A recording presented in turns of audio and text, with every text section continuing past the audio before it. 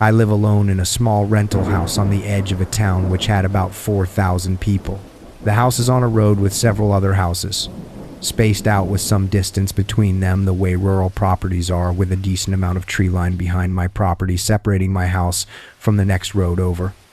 I have lived there for about 3 years and never had any issues.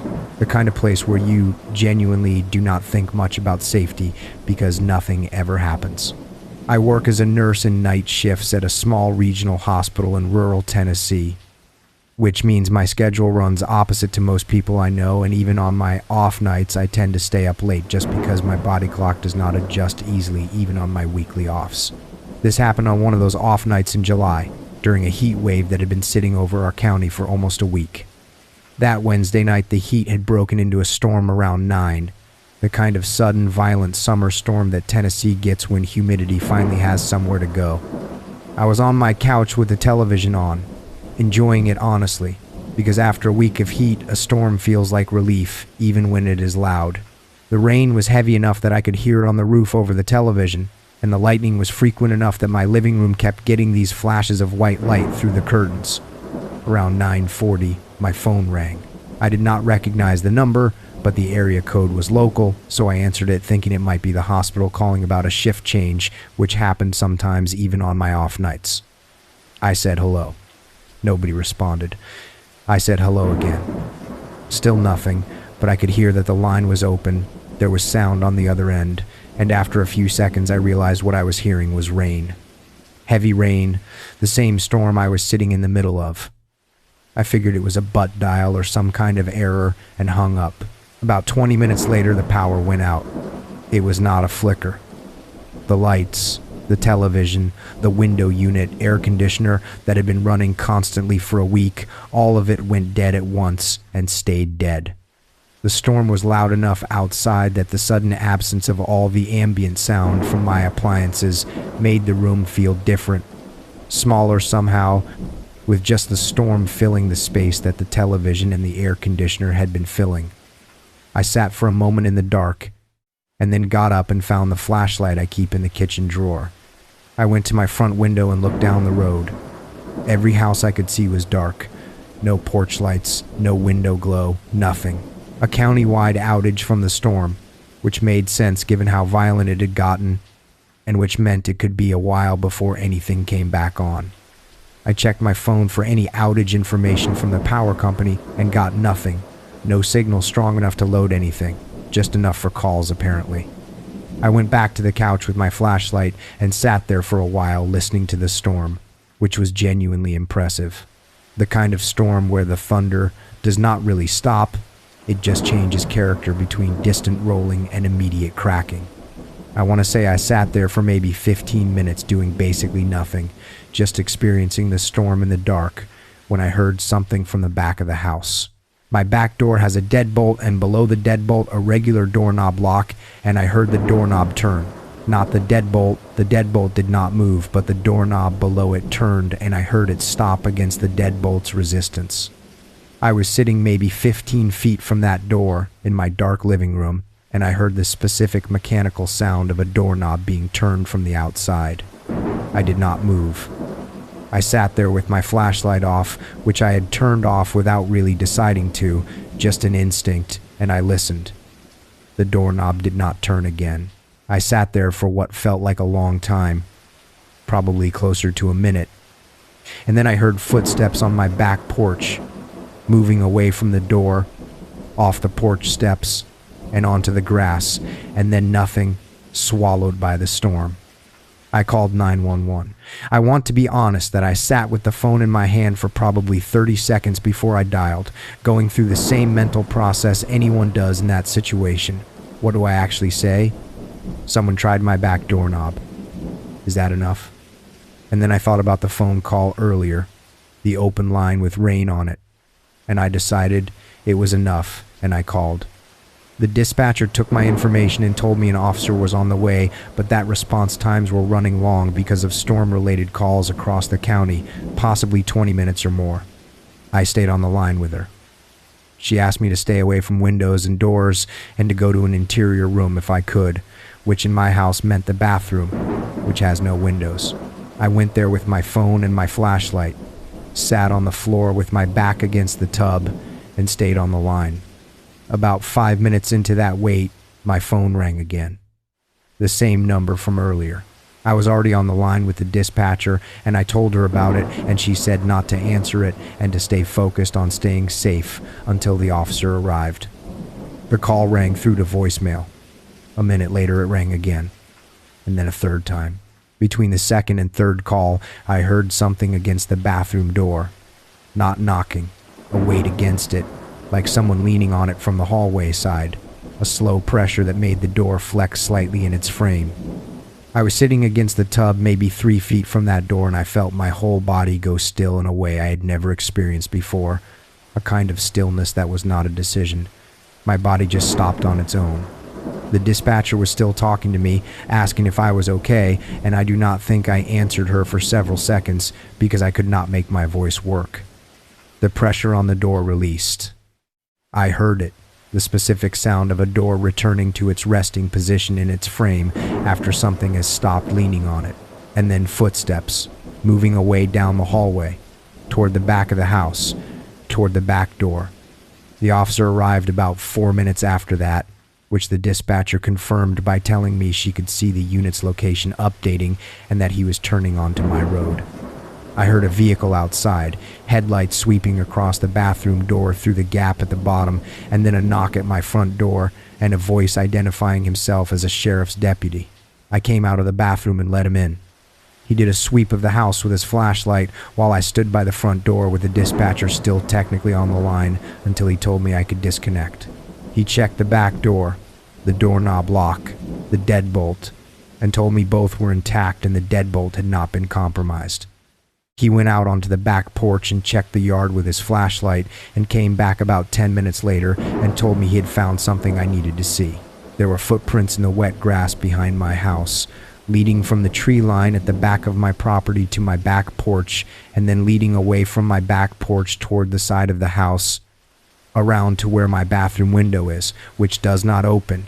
It is a fixed pane, but which someone standing outside it could see into if the bathroom light were on, which it had not been because the power was out.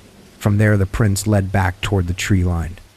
He asked if I had a basement or crawl space access, and I told him there was a crawl space door on the side of the house. He checked it with his flashlight and found it was not latched, though he could not say whether that was new or had always been that way since I had never checked it. The crawl space ran the length of the house and had an access point that came up near the bathroom, inside an interior wall cavity that did not connect to the living space, but which was close enough to the bathroom that someone in that crawl space could plausibly be very near the bathroom wall. He did not go into the crawl space that night. He said it would need to be checked in daylight with proper equipment given the storm conditions, and that he would have a unit do a daylight check the following morning and would also contact me about the phone number. The daylight check found the crawl space empty. No evidence anyone had been in it recently that they could identify, though the crawl space dirt floor was apparently disturbed in a way that the deputy who did the check described as inconclusive, neither confirming nor ruling out recent presence. The phone number, like in every story like this, was a dead end, a prepaid number with no account information tied to it, and it has never called me again. What I think about now, on storm nights especially, is the sequence of it. The first call, an hour before the power went out, with rain on the line, meaning whoever it was already outside in that storm before anything else happened, already positioned, already waiting for something. The doorknob, the footsteps to the tree line. The calls starting again once I was in the bathroom, as though timed to my location, though I cannot prove anyone could have known where in the house I was. And the pressure on the bathroom door 3 feet from me while the phone in the living room was ringing for the third time. I have a security system installed now. I have lights that activate on motion around my entire property, which I did not have before, and which light up constantly now because of deer, which is its own kind of adjustment. I still get storms in the summer, plenty of them, and I still like them, mostly. But I do not sit in the dark in my living room during a power outage anymore.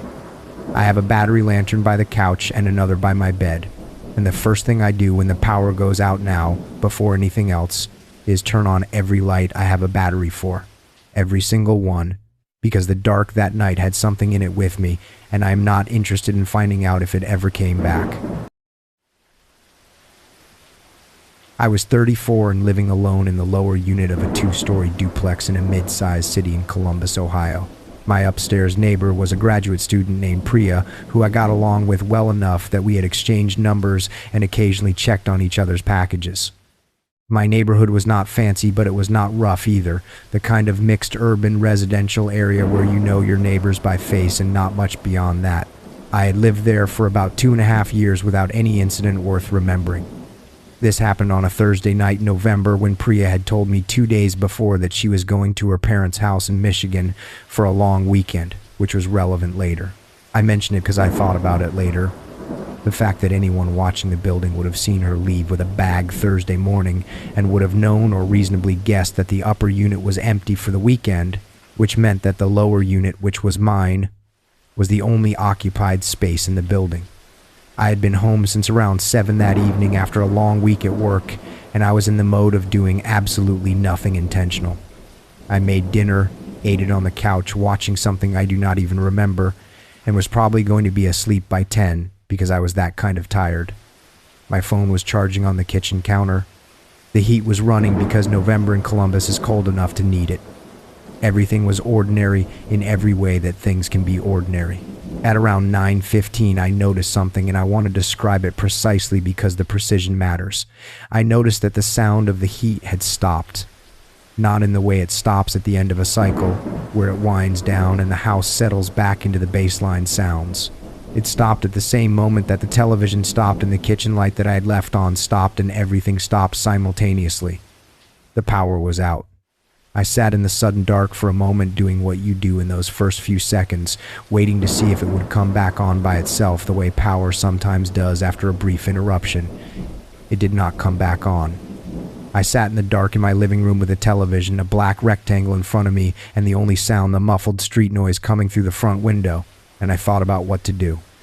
The first thing I did was pick up my phone from the kitchen counter, which I did by feel because I knew where it was, and check the screen. Charged to about 70% and still showing signal. I checked the outage map for the power company and found nothing listed for my area. No reported outage, no maintenance, nothing.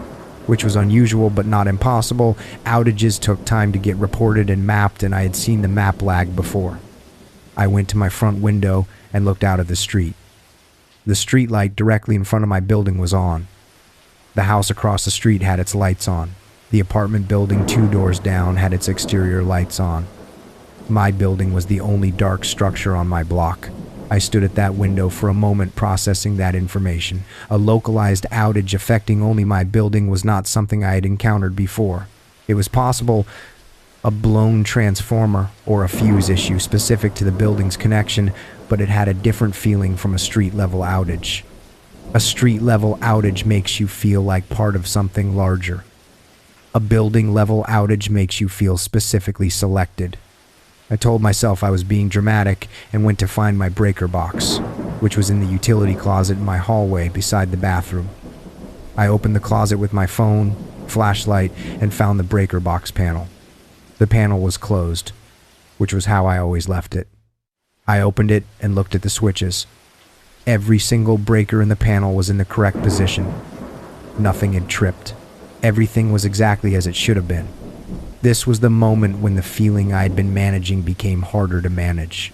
A power outage with no tripped breakers and no reported outage in an area where every other building was lit was not a combination that had a comfortable technical explanation that I could immediately produce. I stood in my utility closet with my phone, flashlight, and thought about it, and could not find the comfortable version. I texted Priya. I know she was in Michigan, and I was not expecting her to have any useful information.